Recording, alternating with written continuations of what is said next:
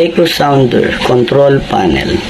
Unlike the GPS and AIS, which can be accessed in the Navigational Aids panel, the Echo Sounder can be accessed in the Navigational Instruments panel or Instrum in the conning station of the simulator. The Echo Sounder Control Panel, ECHO, supplies the trainee with the information on the depth under keel and on the time. This frame is divided in two parts, display area and controls with indicators. Switching the system on and off. To switch the system on, press the power button.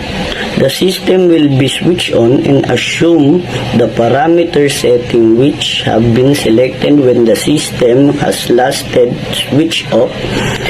To switch the system off, press the same button again. The system will be switched off.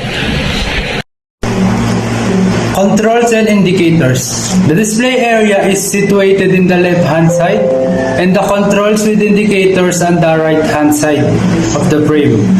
The display area is a chart of depth, altering with the time. The Echo Sounder parameters can be modified using the following controls. Param, the button for selecting the parameter which has to be altered. Value, the button for increasing or reducing the selected parameter's value.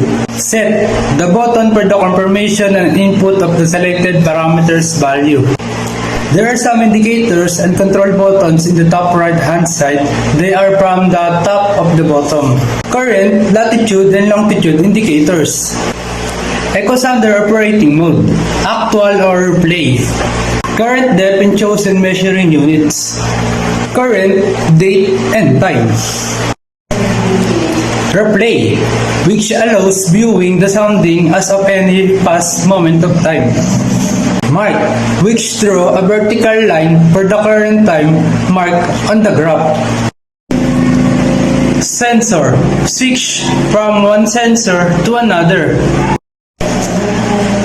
Alarm indicators, which inform about dangerous depths and shallows. Alarm indicators, which inform about dangerous depth and shallows of the sea. Just like I said before, the Echo Sounder has two major modes, actual and replay. To establish replay mode, press replay button. To return to the actual mode, press the actual button. The alternating parameters and settings. The list of Echo Sounder parameters is situated at the bottom of display area, which is the range, measuring units with meter, feet, and fathoms, gain, mood, sound velocity, draft, trim, depth alarm, and the shallow alarm. That's all, thank you. To alter the Echo Sounder parameter, select one of them by clicking the pointing device on the right, or next or left previous side of the param button. The rectangular frame around the parameter will highlight the current parameter in the list. When the required parameter is selected, it can be modified by pressing the left side of the value button to decrease or right side to increase. Alternating the selected parameter will be continued with the fixed step while the mouse button is pressed. After all necessary modification, all parameter can be fixed by pressing set button. If set button is not pressed for about 10 seconds, the previous value will be restored. Reminder, the efficiency of the equipment will depend on the parameter you have set. Be sure you have key in the right parameter to have the proper needed information available. Do not forget to press the set button to avoid losing parameter you have set up. Position by Echo Sounder. Echo Sounder cannot be directly a tool for fixing method. The vessel has so many resources and we do not need to rely to an Echo Sounder for position fixing. When the GPS fails, we start doubting everything and each equipment. More methods of resourcing about the position can be handy. Echo Sounder cannot be used by position fixing tool, but we can be used to confirm the known position of the ship. The picture below could be the one, the place where we can ascertain the position by Echo Sounder.